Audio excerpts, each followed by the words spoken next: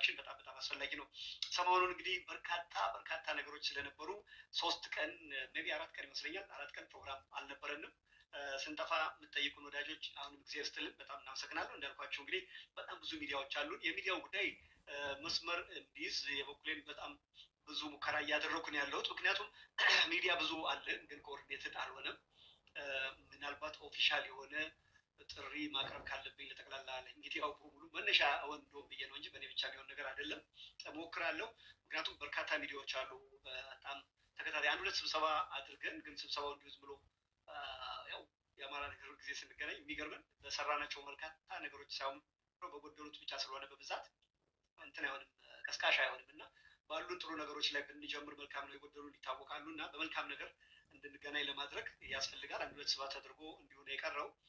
ሚዲያ በጣም የሚያስፈልግበት ሰዓት ነው። በጣም ነው የሚገርመኝ። አሁን መሬት ላይ ያለው እንቅስቃሴ የምትመለከቱት ነው። በየቀኑ ተአምር የሆነ ነገር ነው እየተነሳ ያለው።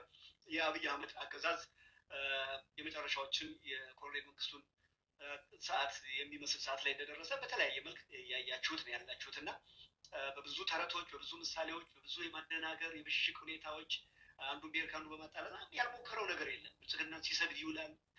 ራሱ ብልጽግና ምድረ ሌባ ነው ይላል። ሳይሰራም ቁጭ ብሎ ነው የሚውል ይላል። ማይላቸው ነገር የለም። ተመልሶ ደግሞ እች ሀገር በጣም የብልጽግና ዘመን ላይ ነው ያለችው። ተአምር እየተሰራባት ነው። ባታመሰግኑ ተመልከቱ የተሰራውን ይላል። ሁሉንም ብልጽግና ሌባ ነው ሲል ነው። እንዴት አድርጎ ነው የሰራው? እሱ ታዲያ ከማን ጋር ነው የሰራው?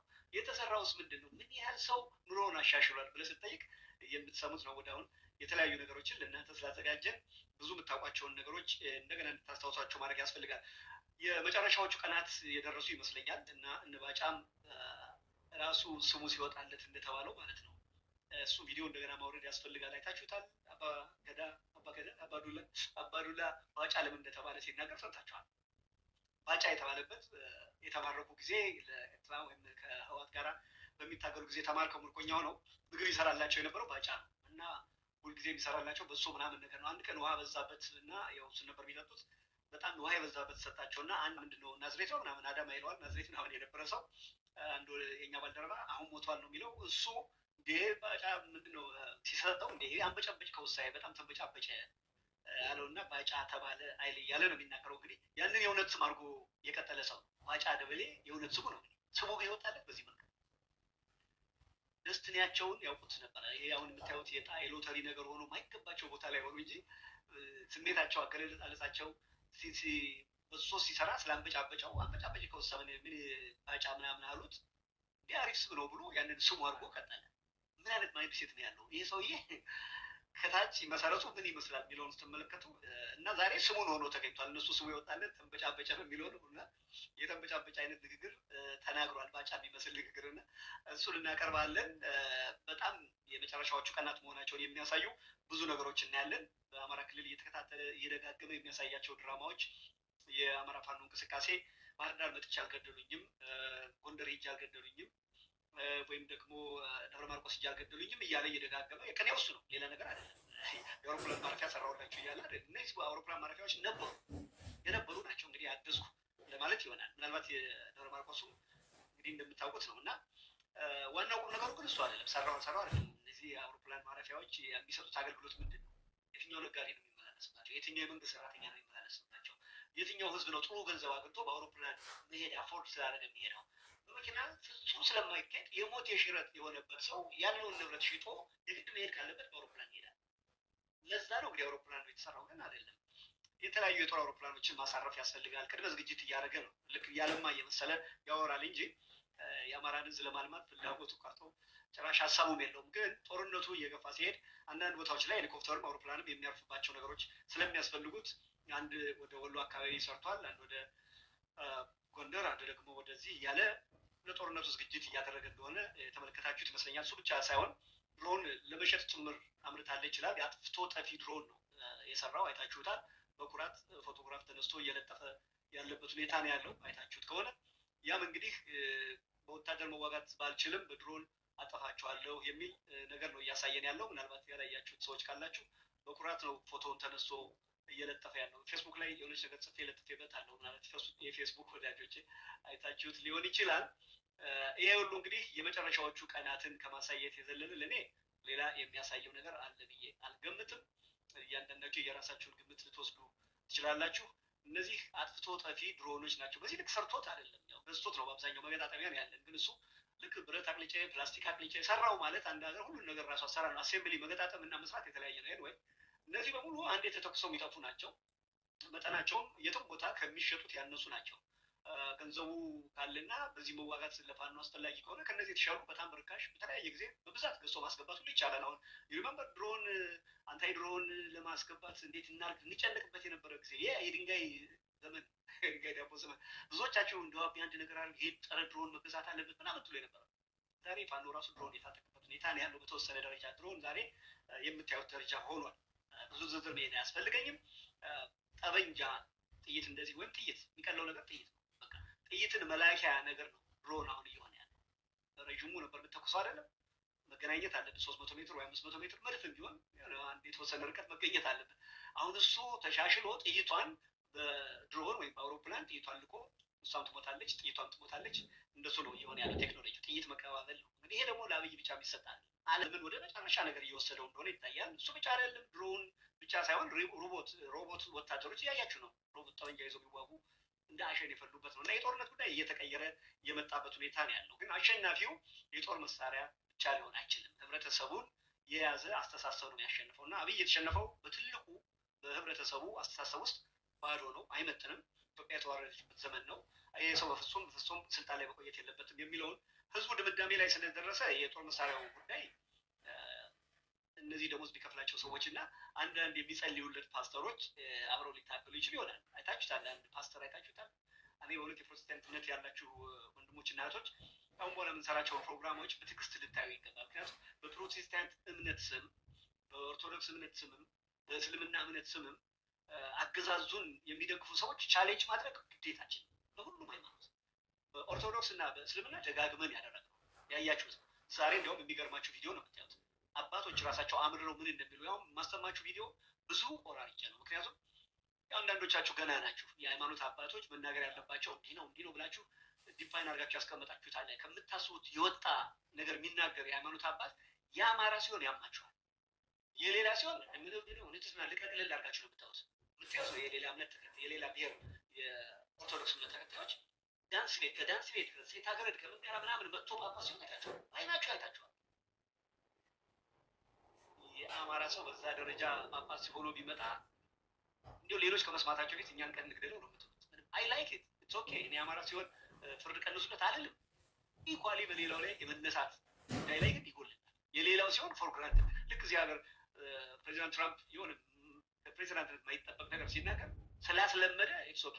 ኦባማ ሲናገረው ነው፣ ወይም ጆርጅ ቡሽ የሚናገረው ተአምር ነው። እንደዚህ ማለት ሪፐብሊካን ወይ ዲሞክራት ሰዎች የሚለመድላቸው ነገር አለ። ልክ አሁን እንደ ጌታቸው ነፍጡን ቢለስ በጣም የሚያስጠላ ነገር ቢያደርግ ምናምን ስለዚህ ነው አንድ የወረደ ነው ተብሎ እንዲጨማለቅ ይፈቀድለታል። ሌሎች ግን በዛ ደረጃ ቢያደርጉ እንዲህ አይነት ነገር በአማራ እንቅስቃሴ ላይ በተለይ በጣም ወጥረን ነው የምንይዘው። በቃ የአማራን እንቅስቃሴ ጦርነቱ የባህታዊ ነው የሚመስለው። ራሱ ምታዩት ነው፣ ደጋግሜ ብዬዋለሁ። ፖለቲካውም በጣም የሞኝ የቂል ነው የሚመስለው። በዚህ ላይ ደጋፊውም ተጠንቀቅ፣ ስነ ስርዓት ይዘህ ነው እንዴ ስታጠቃ ስታሸንፍ ስነ ስርዓት ይዘህ ህጋዊ ሆነህ ነው። እንዴ ለማሸነፍ ስነ ስርዓት አንዳንዴ ይጎዳል። ለማሸነፍ አንዳንዴ በጣም አስቸጋሪ ነው እና ምን ይገባቸዋል። ጠንከር ያለ ንግግር ነው። እኔም ራሴ እንደዚህ እያወራሁ ግን የእናንተን ስሜት በመረዳት ብዙውን ቆራርጬ ነው ማሰማችሁ እና ይሄ ማሳያችሁን ቪዲዮ ኦሪጂናሉን ስትመለከቱ ተጠንቀቃችሁ ይዩት። አርሬትድ ሙቪ የሚባል አለ፣ ህጻናት እንዳያዩት። እንደዛ ነው ይሄ ቪዲዮ እና የአባቶች የላኩት ቪዲዮ አለ። ይገባኛል ብስጭታቸው ለምን እንደሆነ። በዛ መልክ የተቀረጸ ስለሆነ ወጥቷል። ቢያንስ በእኛ ሚዲያ የዛ አይነቱን ማቅረብ ስላለምድን ስላልጀመርን ለጊዜው ያንን ማቅረብ አልቻልኩም፣ ግን ስላስለመድኳችሁ በሚል ነው። ዋናውን ቪዲዮ ብትሰሙት ይገርማል። የፕሮቴስታንቱን ነገር ሰምታችሁታል። ብር የሚሰጥበት ወራት ገብቷል ይለኛል። ምቀኛ ሚስማ፣ ሟርተኛ ሚስማ፣ አሰብን ግን ለኢትዮጵያ አስመልሰን። እግዚአብሔር እንደዚህ አለ፣ ይሄ የኔ ፍቃድ ነው አለ።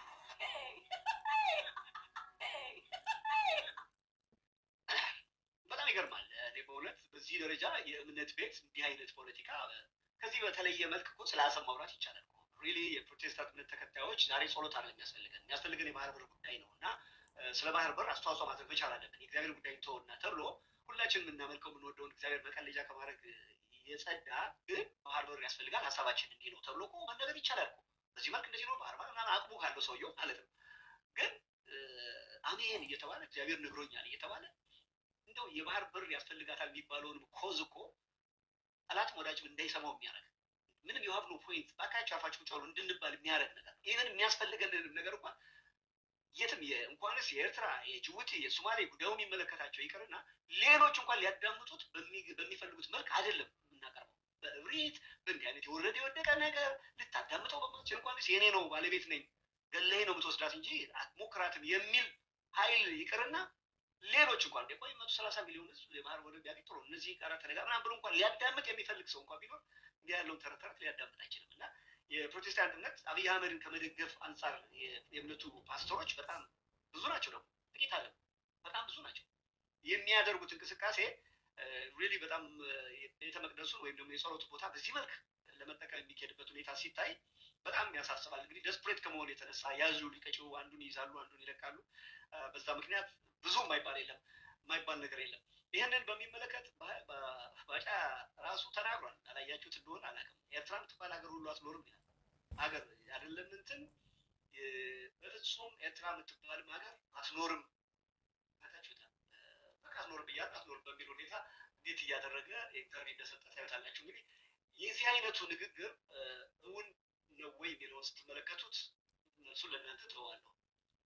ነገር ግን የተስፋ መቁረጥ መሆኑን ወደኋላ ሄደን ከመንግስቱ ኃይለማርያም ንግግርና ከአብይ እንኳን ብንገምት ብንሰማ ከዛ የተለየ ነገር ፖሊስ ግባ መልስ የለም፣ ና መከላከያ ግባ መልስ የለም። ቤት ተቀምጦ ሰላም በዚህ መንግስት ሰላም ማረጋገጥ አይችልም። ኑና መከላከያን አጠናክሩ፣ ኑና ፖሊስ አጠናክሩ ስንል ያልሰማ ጆሮ በፌስቡክ ቢጨው ኢትዮጵያን አይታደጋል።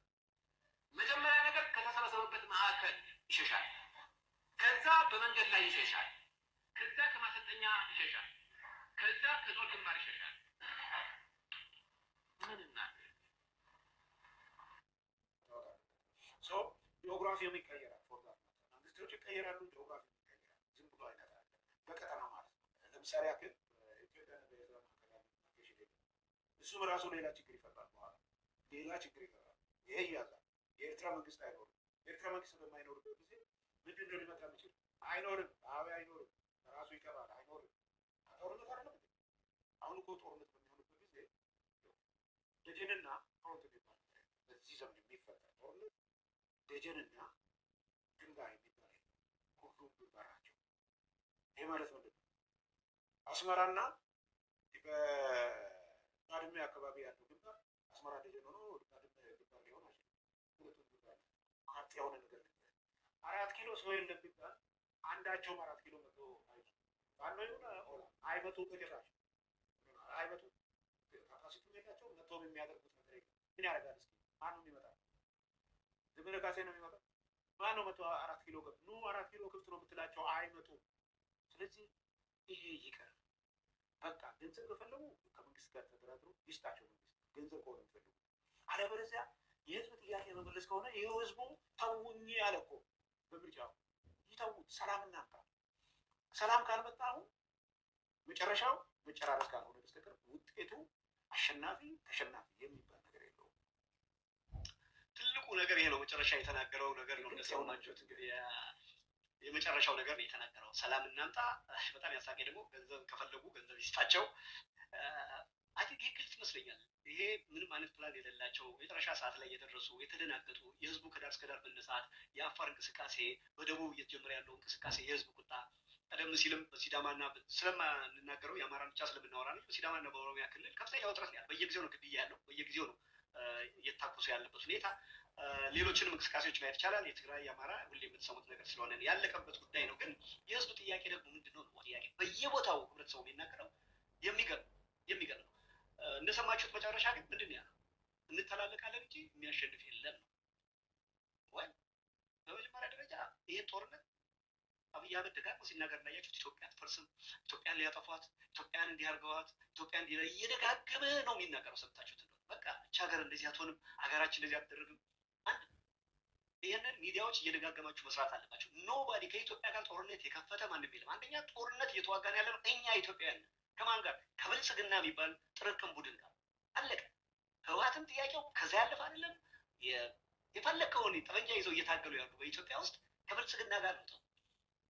ብልጽግና አብይ አህመድ እኛ በዚህ የተመረጥን በጉልበት ስልጣን አይወሰድም ምናምን ብሎ ጦርነቱ ከሱ ጋር እየተደረገ እንደሆነ አድሚት ቢያደርግ ማጆሪቲው የብልጽግና ኃይል እንደሚፍረከረክ እንደሚፈራ ያውቀዋል።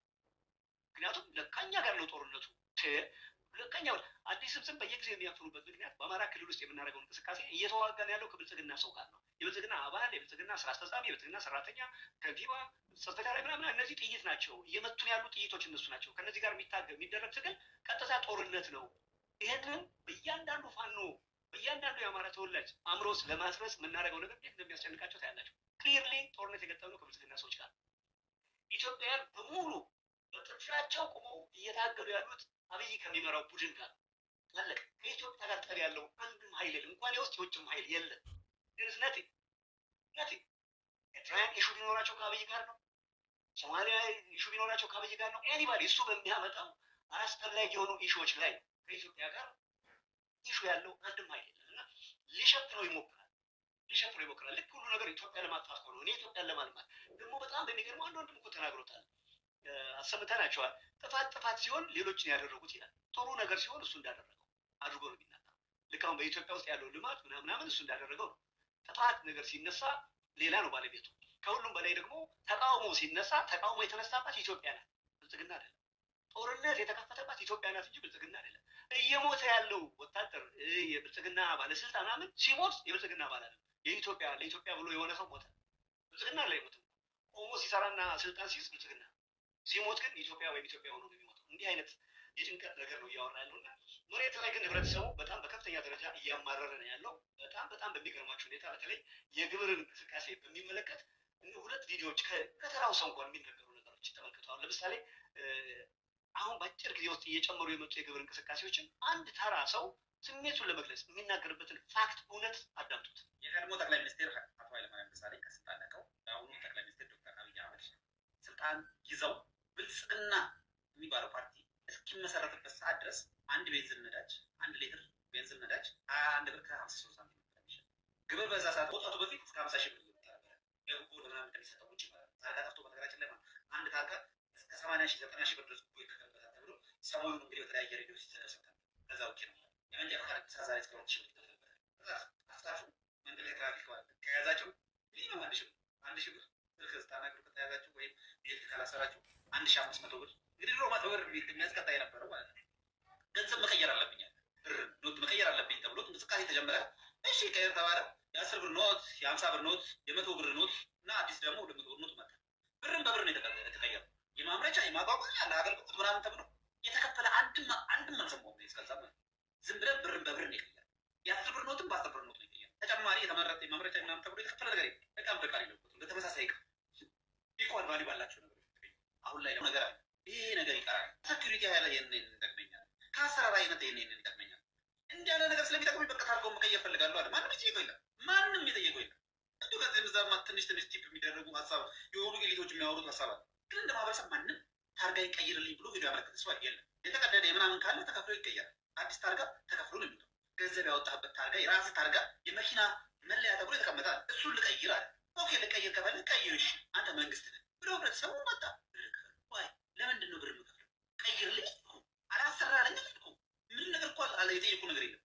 ምክንያት ፈልጎ ይሄ እኮ ዘረፋ እኮ ይሄ እኮ ሰዎችን አስገድደው ገንዘብ ከሚቀበሉ ሰዎች ምንም መጠነነስ 50 ሺህ ብር ዛሬ ለሆኑ ሰዎች ህይወት እስከ ማጣት ድረስ ሊያደርስ የሚችል ከየት አምጥቶ ሊከፍል ዛሬ ተመግቦ ማደር ልጆችን ማስተማር ራሱ ማለት ነው ራሱን የቻለ እኔ እንጃ በሚራክል የሚኖር ህብረተሰብ በጣም ብዙ የዕለት ገቢውንና የወር ገቢውንና የወር ወጪውን ሰው ብታነጻጽር ማለት ነው ጠጋ ብለህ ብታይ ለድሃ እናስባለን እናዝናለን ትለው የለም መታችሁ ብታዩት እያንዳንዱ እኔ ለምሳሌ ያለ ማለት ነው ይገርመኛል። እንዴት እየኖርኩ እንዳለው ማለት በዚህ ሰዓት ላይ መታ ይሄንን መኪና በሰላም እየሄደ ያለ መኪና ታርጋ ቀይር ብለህ በግድ አስገድደኝ ታርጋውን ለመቀየር ማውጣውን ወጪ ለመቀየር ሲሄድ ማለት ነው የትራንስፖርት የተለያዩ ነገሮች የሚቀየሩ ነገሮች አሉ። ዶክመንት ኮፒ ማድረግ ምናምን ሊኖር ይችላል። እነኛ ወጪዎች ቢል አድርጌ 56 ሺህ ብር ለታርጋ ከየት ይመጣል? ከየት ዋናውና ትልቁ ምሳሌ ወስኖ በቃይ ብሎ ሲነሳ ግን የምናወራው ነገር በሆኑ የህብረተሰቡን እንቅስቃሴ ነው። እንግዲህ ሀብቱ ብልጽግና ማስረዳት አያስፈልገንም። ዛሬ በናዝሬት እንደዚህ ሆነ፣ በአርሲ እንደዚህ ሆነ፣ አዲስ አበባ እንደዚህ ሆነ፣ በ36 ከተሞች እንደዚህ ሆነ፣ በ10 ከተሞች እንደዚህ ሆነ፣ እንዲህ ተደረገ፣ ይሄን ያህል ብልጽግና ምናምን ለቆ ሄደ፣ በእጁን ሰጠ ምናምን ይሆናል የምናወራው እና ያን ኒውስ ክሬት ማድረግ ያለባችሁ እናንተ ተመልካቾች ናቸው። ቁጭ ብላችሁ የምታዩ ከሆነ መቼም የመታገል ስራ ላይ ይዘን ያለን እስክትነሱና ቅድም ያልኩትን ዜና እናንተ ፈጥራችሁ እና ሰሞኑ የምትመለከቱት የፋኖ አደረጃጀት በተለያየ መልክ ሞክሮ ለ3 ዓመት ከምናምን ይሄ አገዛዝ አቅቶት እንደውም የፋኖ ሰራዊት በየጊዜው እጥፍ እየሆነ እየጨመረ ነው የምትመለከቱት። ብዙ ተወርቷል፣ ተጣሉ ተወርቷል፣ ተበተኑ ተወርቷል፣ እጅ ሰጡ ተወርቷል። ያልተደረገ ነገር የለም። ሪዛልቱ ውጤቱ ግን ምንድን ነው? ማጆሪቲው ኤቭሪዴይ ፋኖ በቁጥሩ እየጨመረ አሰራሩ እየዳበረ እየጠነከረ ነው። ለዛውም በዲስኩሩ ምክንያት ብዙዎቻችሁ ድጋፋችሁን እንዲይዛችሁት ማለት ነው እንዲይዛችሁት የደገፋችሁ ጊዜ ደግሞ ምን እንደሚመጣ ታውቁታላችሁ። ምክንያቱም በደገፋችሁ ጊዜ ምንም ያልነበረው ፋኖ እዚህ ደርሷል። ዛሬ ጠንክሮ መሄድ ሲገባው በተፈጠረው ውዥንብር ምክንያት አይፈረድባችሁም ለጊዜው፣ ግን ከዚህ በኋላ ይፈረድባችኋል። ምክንያቱም የአሁኑ ሪዝን ያው ውዥንብር ጠርቷል አልቋል። እንደለመደው ብልጽግና ማለት ነገር ያወራል። ወደ እሱ መሄድ እፈልጋለሁ። ብልጽግና አሁን ነፍሱን ለማዳን እየሞከራት ያለው ይቺ ኑራም ሄዳ ማጠቅም ቲፒኤልኤፍ ላይ ተንጠልጥሎ ያለው ቲፒኤልኤፍ በከፍተኛ ደረጃ ለአብይ አህመድ መጠቀሚያ ነች። የምትመለከቱት ነው። ሲፈልግ ብርሃም ማነው እነጌታቸው የመሳሰሉትን እንዴት አድርጎ አሻንጉሊት አድርጎ እንደሚጠቀምባቸው እያያችሁት ነው። እነዚህ የቲፒኤልኤፍ ሰዎች በሚናገሯት እንቅስቃሴ በሚናገሯት ንግግር ነፍሱን ለማዳን በከፍተኛ ደረጃ ስራ እየሰራ ያለው ደግሞ ጎንደር ላይ የጎንደር ፋኖ ሲጀመር ፋኖነት እንደምታስታውሱት በሁሉም ቦታ ላይ መነሳት ቢኖርም በተወሰነ ደረጃ ወልቃይት፣ ጠገዴ፣ ጠለምት የነበረው እንቅስቃሴ ብዙዎቻችሁ ችግር መኖሩን እንኳን ሳታውቁ ሰው ይሞትበት የነበረው ችግር ነው። ሰው መከራውን ያይበት የነበረው ችግር ነው። በጣም የተለያየ ትግል ያደርጉበት የነበረ ችግር ነው እና ያ ልክ ወያኔ ጦርነት ውስጥ ገባ ባለፈው ያ ሁሉ ፋኖ ግልብጥ የተዋጋበት ምክንያት የነበረ የተቀሰቀሰ የሚያውቀው ግፍ የተሰራበት ስለነበረ ነው የተነሳው እና በዛ ልክ ምናልባት በሌሎች የተወሰዱ አካባቢዎች ላይ መነሳሳት ላይኖር ይችላል።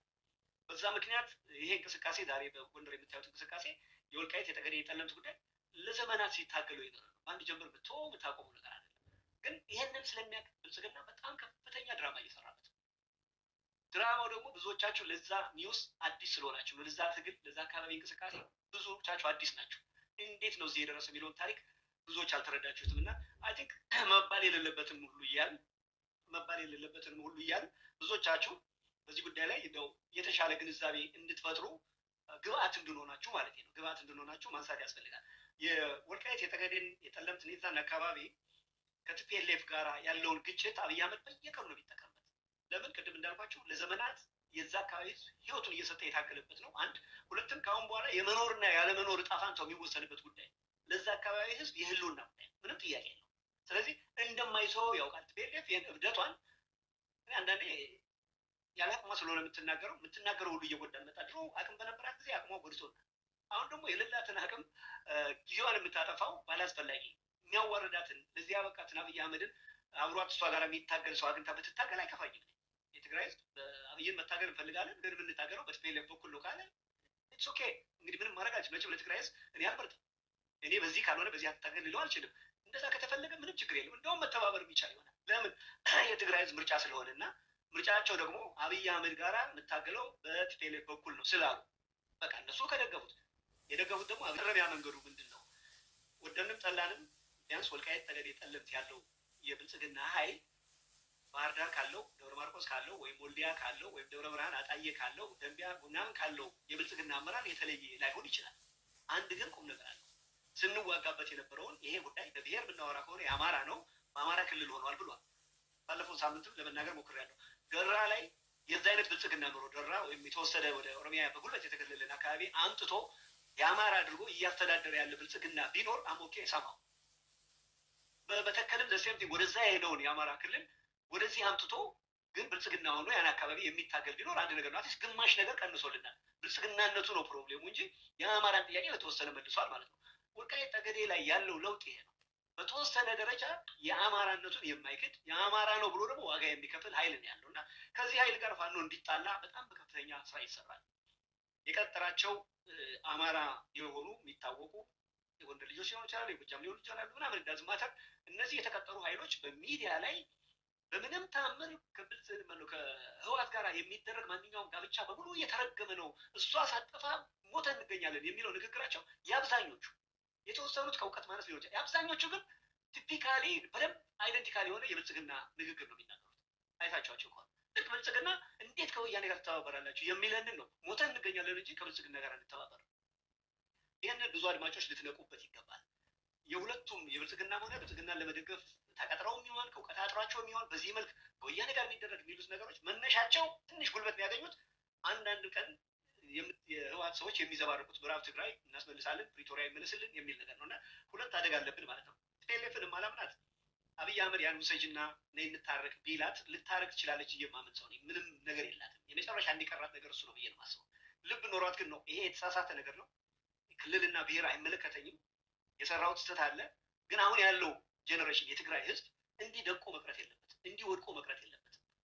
በዚህ በአብይ አህመድ አገዛዝ ኔክስት ጄኔሬሽን አሁን ያለው ጄኔሬሽን እንዲህ ሊሆን አይገባም። ስለዚህ ከሌሎች ጋር አብሮ ይሄን አገዛዝ ጥሎ የተሻለች ኢትዮጵያ ለማምጣት ያለኝን የጦር ልምድ እጄ ላይ ያለን መሳሪያ ትንሽም ብትሆን የጦርነት የውጊያ እውቀት ምናምን ይዤ አስተባብሬ ከአማራም ከኤርትራም ከሌላም ጋር ተባብሮ አብይ አህመድ እንዲወገድና ኢትዮጵያ በኢትዮጵያዊነት የምኖርበት ሀገር እንድትመጣ ፈልጋለሁ የሚል አይነት ሀሳብ ማሰብ የሚችል ወያኔ ካለ that's only way የአማራ ህዝብ ሊተባበር የሚችልበት። ስንት ይህንን መናገር እንደሚያስፈልግ አይገባኝም። በየጊዜው ቻሌንጅ የሆነብን የፋኖች እንቅስቃሴ ከወያኔ ጋር ይሰራሉ ወይ ከእንትና ጋር ይሰራሉ ወይ? ፈርስት ኦፍ ኦል አውቀው ገብቷቸው መታገል አለብኝ ብለው በራሳቸው ጊዜ እዚህ የደረሱ ናቸው። እኛ የምናስተምራቸው እኮ አይደለም። አሁን እዚህ ከደረሱ በኋላ ፖለቲካው ጠፍቷቸው እኛ እናስተምራቸው ነው። አሁን እዚህ ከደረሱ በኋላ ከማን ጋር በምን ሰዓት በምን ጊዜ እንዴት አድርገው መተባበር እንዳለባቸው የማያውቁ ሆኖ ነው እነዚህ ጠመንጃ ይዘው እየሞቱ ያሉ ወንድሞቻችን። እውቀት የላቸውም ብለን የምናስበው ይሳሳታሉ ብለን የምናስበው አይደለም። ብዙዎቻችሁ እንደዛ እንደማታስቡ አውቃለሁ። ግን የብልጽግና ጀሌዎች በየጊዜው የወልቃይት የጠገዴ ጉዳይ ከፋኖ ጋር በማያዝ ሌላው ፓርት በጣም ደንቆሮ የሆነው ፓርት ደግሞ ምንድነው ወልቃይት ምንትስ ምናምን እያልክ የበሬ ግንባር የምታክል ሀገር ይዘህ ምናምን ከአማራ ትበልጣለች እንዴ? ምን ደመቀን የመሰለ የብልጽግና ካድሬ እንትን ይዘህ ስኳድ ምናምን የአማጭ ፖለቲካ የሚል ደንቆሮ ደግሞ አለ። ከፋኖ ከትልቅ ፋኖ ነጥለው ለመምታት ነው የሚያደርጉት። የሚያናደው ምንድን ነው? እነዚህ ኃይሎች በአማራ ፋኖ ብሔራዊ ንቅናቄ ውስጥ እውቅና የተሰጣቸው ሚዲያዎች መሆናቸው ነው። ስትሮንግ እነዚህ ሰዎች የሚስተካከሉ አንድ ሁለት ሶስት ሚዲያዎች አሉ። የዚህ አይነት መታረም አለባቸው። ለዚህ መልስ ለመስጠት ሲባል ደግሞ በምንም ታምር ከገዳያችን ከወያኔ ጋር የሚደረግ አንዳችም እንቅስቃሴ ትግሩን የሚሸጥ አማራ ካለ እንሞታለን እንጂ ምንትስ ምናምን የሚላል ይሄም በስቴንቲንግ የአማራ ፋኖ እንቅስቃሴን ጠቅላላ እንቅስቃሴውን አንደርማይን ያደረገ መጠነኛ የሆነ በዛ ውስጥ ያሉ ወንድሞች እኮ ይህንን ያውቃሉ። በፍጹም አሳልፈው አይሰጡም ብሎ ማሰብ ያስፈልጋል። እና በሁለት ጎራ የሚደረገውን እንቅስቃሴ አብይ አህመድ በጣም ትልቅ ተስፋ አድርጎታል። በጣም ነው የሚገርማችሁ። በጣም በሚገርም ሁኔታ የቀረችው እሷ ነች። አለቀ። የእነ እስክንድርና የእነ ምናምን ጉዳይ ሞተ። የእስክንድር ዘመነ ምንትስ እየተባለ ማነብ በራሱ ጊዜ አለቀ። መግቢያ አጣ። የጎጃም የጎንደር ምናምን ነበረ አይታችኋል። ባህር ዳር ምነው ጎርጎራ ሄዶ እኮ ሲሰራ ይሄንን እንዳንሰራ እኮ ያደርጉ የነበሩ ሰዎች የጎጃም ሰዎች ናቸው ሁሉ ተናግሯል። ሰምታችሁታል። አፍ አውጥቶ እኮ በሚገርም ሁኔታ የማይናገረው ነገር ጎጃም ሲሄድ ደግሞ ዛሬ ለአማራ ትልቅ ነገር እኮ አስተዋጽኦ እያደረጉ ወይም አማራን እየመሩ ያሉት እኮ የእናንተ ልጆች እኮ ናቸው። ታዲያ ምንድን ነው በዛም በኩል እኮ ለጠላት አድረው እየበጠበጡ ያሉትም የእናንተ ልጆች ናቸው። አዚህ አማራን በዚህም በዛ የሚመራ ጎጃም እንደሆነ ብሎ የተናገረበት ነው አይታችኋል። ስለዚህ ነፍሱ ያለችው በመከፋፈል እና በውስጣችን ባለች የአስተሳሰብ ድክመት የምትነገር ነገር ላይ ነው እየተንጠለጠለ ያለው። ሚዲያ ላይ ነው፣ ሌላ ነፍስ የለው። ግን አይ ቲንክ ልንነቃ ይገባል። ምንድን ነው ታዲያ መውጫ መንገዱ ከተባለ የኔ ሀሳብ በመጀመሪያ ደረጃ በአማራ ክልል በሚደረግ ትግል ላይ ኮንፊደንስ ሊኖረን ይገባል። ዋናውን ሀሳብ ሁላችንም ገብቶን እየታገለ ነው። ያንን አንድነት አንደርማይን ማድረግ የለብንም። እኔ ኢንክሉዲንግ የከሰስኳቸው ሰዎች አሁን ለምን እንዲህ ይላሉ ምናምን ብላቸውን ሰዎች ተውና ማጆሪቲውን ሰው ስትመለከቱት በምንታገልበት ጉዳይ ላይ እየገባንን።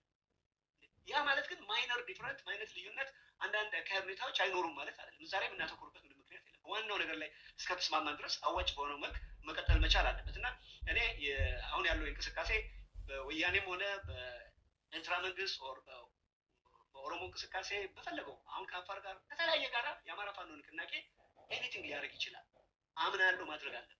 ያን ሲያደርግ ግን የአማራን ትግል አሳልፎ ይሰጣል አይሰጥም የሚል ውሃ በቀጠለ ልመዝነው፣ ልከራከረው፣ ልጠራጠረው አልፈልግም። ለምን? በራሳቸው ህይወት ነው የሚታገሉት። በራሳቸው ነው እዚህ የደረሱት። የምናደርገውን ድጋፍ ልኩን ማወቅ ያስፈልጋል። አራጌ ፈጣሪ ልጓሚያሽ ምናምን መሆን የለብንም። ድጋፍም እኮ ልክ አለው። ስለዚህ እኔ ኮንፊደንስ ከሌለ እነዚህ ወንድሞች የአማራን ፋኖ እንቅስቃሴ ሊመሩ የሚችላሉ የሚል ኮንፊደንስ ከሌለን ጠቅላላ ትግሉ አደጋ ላይ ነው ማለት ነው። እኔ ግን እንደዛ አይመስለኝም። በምንም ታምር ታክቲካል የሆነ ስትራቴጂካል የሆነ ግንኙነት ከማን ጋር መቼ ምን ማድረግ እንዳለባቸው የገባቸው ናቸው፣ ያውቃሉ። ስለምን እንደምንታገል ስለገባቸው ነው። ለዚህ ዓላማ ብዙዎቻችን እኮ ለዚህ ዓላማ እንናገራለን ነው ያለው እንጂ ለዚህ ዓላማ እንሞታለን ብለን እኮ እዛ አቤት ነው ማመን ያስፈልጋል። እነሱ ግን አንድ እርምጃ አይደለም፣ በጣም ብዙ እርምጃ ከኛ በላይ ናቸው። ለዚህ ዓላማ እንዲያውም እሞትለታለሁ ብለው ህይወት ለመስጠት ፊት ላይ የቆሙ ናቸው። ዓላማውን ያጠፉታል። አንዳንድ ሚዲያዎች ይሸጡታል። ዓላማውን የአማራን ትግል ሊሸጡ ምናምን ይላሉ። የአማራን ትግል ህይወት ነው የምሰጠው ብሎ ፊት የቆሙ ሰዎች ይሸጡታል ብሎ ማሰብ የአማራን ትግል ከሞት በመለስ ላግዝ እችላለሁ ብሎ ያለ ሰው መተቸት አለበት። በዚህ ደረጃ ወጥሮ እኔ ነኝ ተቆጣጣሪው በሚመስል ደረጃ መሄድ አለብን እንዴ? እኔ አትቹ እያልኩ አይደለም። አሁን መድረክ ተፈጥሯል። ክርክርም ያስፈልጋል። የፖሊሲ የምን ጥርጣሬ ምን ሁሉ የምንወያይበት መድረክ ተፈጥሯል። አሁን ይነውት ከአንድም 3 ጊዜ የሚዲያ ሰዎች መሬት ላይ አይታይም። ይሄ ክስ ሁለቱም ወገን የሚከሰው ክስ አይታይም። ለአብይ አህመድ ነው እየጠቀማችሁት ያላችሁት እና እኔ በእውነት ያለቀውን ትግል እንደገና እንደው ነፍሱን ለመዝራት የሚደረግ ውስጣችን የገቡ ሰዎች የሚያነሱትን ነገር ማንሳት የለብንም። እዚህ ውስጥ የገባሁበት ምክንያት ምንድን ነው ከተባለ እውነት ለመናገር ከሆነ ሰሞኑን በአፋር ወንድሞቻችን እና በአማራ ትግል ውስጥ እንዲሁም ደግሞ በትግራይ ውስጥም እንደዚሁ በኤርትራም በተለያዩ ያሉ ወገኖች በተለያየ ቦታ ቲክቶክ ላይ ይወያያሉ። መነሻቸው አመራሮቹ ተገናኝተዋል በሚል ይሄ ነገር ተደርጎ ከሆነ ልንደግፈው ነው የሚገባ ማለት በምንም መመዘኛ ለምን የአማራ ኃይሎች የአማራ ፋኖ ብሔራዊ ንቅናቄ የምንታገለትን ዓላማ ያውቃል። ስላወቀ ነው ህይወቱን የሚሰጠው። እዚህም ያደረሱት ስላወቁ ስለገባቸው ነው።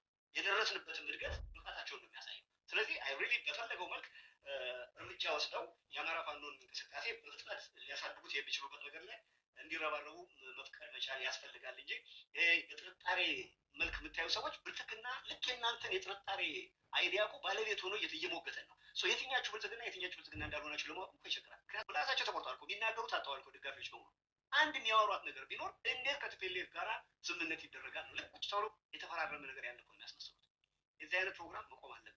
በፍጹም አይጠቅመንም። እኔ ዲክቴት ለማድረግ አይደለም ሀሳቤ እንደዛ ይጠቅማላችሁ የምትከተሉበት ነገር ያመጣው ነገር ብልጽግና ነው እየጠቀመ ያለው እንጂ እኛን እየጠቀመ ስላልሆነ በደለ ነገር ላይ ጊዜያችን ባናጠፋ ይልቅ ተባብረን ያልሰራ ነው ብዙ አለ። ብዙ ሰራዊት እየሰለጠነ ነው። አሁንም መሰልጠን አለበት።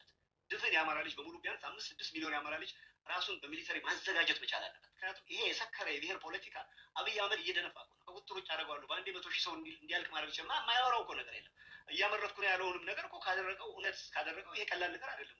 እንዲህ እያመረተ አንዴ ኦሮሚያ ውስጥ፣ አንዴ ትግራይ ውስጥ፣ አንዴ አማራ ውስጥ ምናምን የሚያደርገው ከሆነ ብዙ ኢኖሰንት የሆኑ ሰዎች ሊሞቱ ይችላሉ። ይሄ እንቅስቃሴ በጣም ከባድ የሚሊተሪ ግጭት ሊያመጣ ይችላል። ይሄ እብድ የማያደርገው ነገር የለም። ስለዚህ የአማራ ወጣት በኮንፊደንስ በአማራ ፋኖ ብሔራዊ ንቅናቄ ስር አሁንም በሚሊዮኖች ራሱን ማሰልጠን ማዘጋጀት መቻል አለበት። ታች ኦንሊ ዌይ እንዲህ አይነት እብዶችን ከወዲሁ ተስፋ ማስቆረጥ የሚቻለው እንደ ህዝብ ስንነሳ። እንደ ህዝብ ከተነሳ ነው ዋጋው ኪሳራው ይቀንሳል፣ በጣም ይቀንሳል። በአጭር ጊዜ ውስጥ ነገሩ ይሳካል። በጥቂቶች ምንታገል ከሆነ ግን የሚደማው ሰው ብዙ ነው የሚሆነው፣ የሚቆስለው የሚጎዳው ብዙ ነው የሚሆነው። ስለዚህ በጣም አጠናክረን መቀጠል መቻል አለብን እና ያንን እንዲያደርጉ ድጋፍ ለመስጠት መረባረብ መቻል አለብን። አቅማችን በፈቀደ ሁሉ ሁላችንም በዚህ በሰሞኑ በከሸፈው የምክክር ኮሚሽን ወርቅነህ ተገኝቶ የተናገረውን ስሙት። እንግዲህ በማንኛውም የተለያየ ሰብ ውስጥ በአስተዳደር በሀብት ክፍፍልና ውክልና ዙሪያ የተለያዩ አመለካከቶች መኖራቸው የተለመደ ነው። ነገር ግን መሰረታዊ ስህተት የሚሆነው እና ዛሬ በዚህ አዳራሽ ውስጥ ተመካክረን ውድቅ ልናደርግ የሚገባን ልዩነቶቻችንን በኃይል ለመፍታት የሚደረጉ ጥረቶችን ነው። እንግዲህ እንደሰማችሁት ነው። ደግማችሁ ብትሰሙት ደስ ይለኛል። በማንኛውም የተለያየ ማንነት ባለው ማህበረሰብ ውስጥ በአስተዳደር በሀብት ክፍፍልና ውክልና ዙሪያ የተለያዩ አመለካከቶች መኖራቸው የተለመደ ነው። ነገር ግን መሰረታዊ ስህተት የሚሆነው እና ዛሬ በዚህ አዳራሽ ውስጥ ተመካክረን ውድቅ ልናደርግ የሚገባን ልዩነቶቻችንን በኃይል ለመፍታት የሚደረጉ ጥረቶችን ነው። እንግዲህ ይሄን ነገር ደግማችሁ እንድትሰሙት የፈለጉት ምንጊዜም ስልጣን ላይ ሲወጣ የሚባል ንግግር ነው። ይሄ ሰውዬ ዛሬ ቁጭ ብለን በመነጋገር እንፈታዋለን ይላል። በሌላ በኩል ግን የኦሮሞ ትግል እዚህ የደረሰበትን ነገር ሲያነሳ ሰው ታግለን ነው፣ ዋጋ ከፍለን ነው፣ ተገለን ነው፣ ተሰደን ነው፣ ጠመንጃ ይዘን ነው፣ ተሟግተን ነው የሚለው ለሌላ ክልክል ነው። ለአማራ ክልክል ትፌለድ ስልጣን ከተያያዘ በኋላ ቁጭ ብለን ነው መነጋገር ያለብን። የደርግ ስርዓት ከንጉሥ ስርዓት ጋር ቁጭ ብሎ አልተነጋገረም። የሚያደርገውን ያደረገው ያኔ ቁጭ ብለን እንነጋገር አላለም። ስልጣኑን ሲይዘው ግን በኋላ ከወያኔዎች ጋር ደግሞ መጨረሻ ላይ ከአቅሙ በላይ ሲሆንበት ቁጭ ብለን እንነጋገር ብሏል። አይታችኋል። ሴም ቲንግ ወያኔ ብሎ መነጋገር አላገኘው። ከያዘው በኋላ ግን ምንድን ያለው ቁጭ ብለን እንነጋገር ነው። እየረጋገው ዋጋ ተከፍሎበት የተገኘ ነገር ቁጭ ብለን እንነጋገር ነው። አለቀ። ሌላ ብርቱ አብይ የመጣበት ቁጭ ብሎ በንግግር ነው። በህዝብ አመፅ እኮ ነው የተገኘው። ቁጭ ብሎ በመነጋገር አልተገኘም። አብይ አህመድ ቁጭ ብሎ በመነጋገር አልመጣም። በከፍተኛ የህዝብ አመፅ ነው የመጣው። ናው ስልጣኑን ከያዘ በኋላ ደግሞ ቁጭ ብለን እንነጋገር ይላቸዋል። እና የአሁኑ የምክክር ወይም ፉክክር የሚባለው በቅጽል ስሙ ኮሚሽን ውይይት የአዲስ አበባ ጉዳይ በከፍተኛ ደረጃ ብዙ አነጋጋሪ ደረጃ ላይ ደርሷል። በጣም በከፍተኛ ደረጃ አነጋጋሪ የሆነበት ጉዳይ ከመሰረቱ ዋናው አሁን ያለው የብልጽግና ትልቁ ችግር ይሄ ነው። በአማራ ክልል፣ በኦሮሚያ በትግራይ ክልል ያሉት ጠቦችም እንዳይቋጩ የሚፈልግበት ምክንያት በዚህ በኦሮሞ የፖለቲካ እንቅስቃሴ ውስጥ ሊያስገኙ የሚፈልጉትን ነገር አልረኩበት። ስቲል ከመገንጠል መለስ የሆነ የመጠቅለል ጥያቄ አሁንም ይነሳል። መሰረት እንደሌላቸው ያውቁታል። አንድ ወጥ የሆነ የጨረሱለት እንደ ውለት አቆጥሮ ይሄ መንግስት ከሄደ አለቀልኝ፣ ስለዚህ ለዚህ መንግስት ልቁም የሚል እንዳልሆነ እዛ ላይ እንዳልደረሰ ያውቃል። ስለዚህ እዛ ማድረሻው ምንድን ነው? ኦሌስ የአዲስ አበባ ጉዳይ ብልጽግና ከኦሮሞ ህዝብ ጋር የሚደራደርባት ትልቋ ነገር አዲስ አበባ ነች። አማራና ትግራይን ወይም የትግራይን ህብረተሰብ የሚያጋድልባት ካሉ ደግሞ ወልቃይት ናት። ግን ፌዴራሉ ይጠቀምባት፣ የኦሮሞነቷ ግን ይረጋገጥ፣ የኛ መሆኗ ይወሰን የሚለው እንቅስቃሴ ነው። እየደጋገሙ እኮ ይሄን ነገር አድርገውታል። ልዩ ጥቅም ያስፈልጋል ተብሏል። ልዩ ጥቅም የሚባል ነገር ለአንድ ክልል ፍጹም ሊያስፈልገው አይችልም።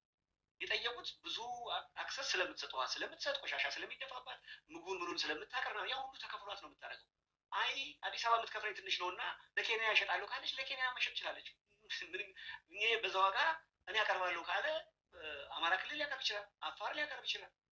የገንዘብ ጉዳይ ልዩ ጥቅም ሊሆን አይችልም። ጨምሩኝ አትጨምሩኝ፣ አንሶኛል፣ አዲስ አበባ ለእኔ የምትከፍለው እና ከእኔ የምትወስደው እኩል አይደለም። ያ የገበያ ክርክር ይቻላል አስፈላጊ ከሆነ። እንደ አሁን ባለው ሰባራ ህገ መንግስት እንኳን እናውራ ከተባለ ግን ልዩ ጥቅም ቋንቋዋ የኔ መሆን አለበት። የስራ ፕሪቪሌጅ 60-80 ምናምን በመሆን መሆን አለበት። አይታችሁታል። ኦሮሞነት ዋጋ ማግኘት አለበት የሚል ነው።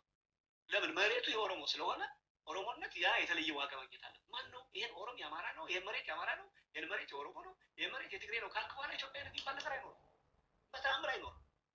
ምንም አንድ የሚያደርገን ነገር የለም። የምኖረው አማራ ነኝ፣ አማራ የሚባል መሬት ላይ ነው የምኖረው፣ መብት ያለኝ እዛ ነው።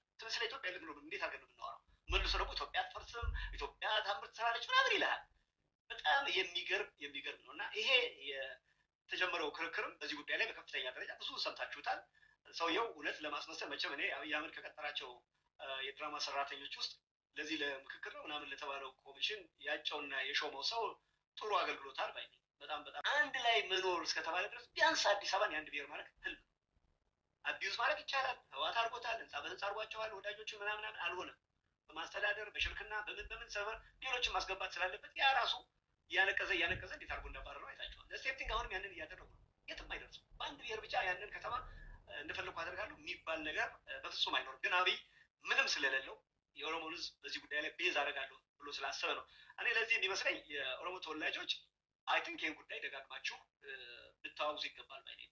ከትግራይ መማር ያስፈልጋል። የአብይ መንገድ ልክ ፒኤልኤፍ ትግራይን ቤዝ አድርጋ እሷም ሞታ ትግራይንም እንደገደለችው ሁሉ አብይ አህመድም ከተሳካለት ኦሮሞን ቤዝ አድርጎ እሱም ሞቶ የኦሮሚያን ክልልን መግደል ይፈልጋል።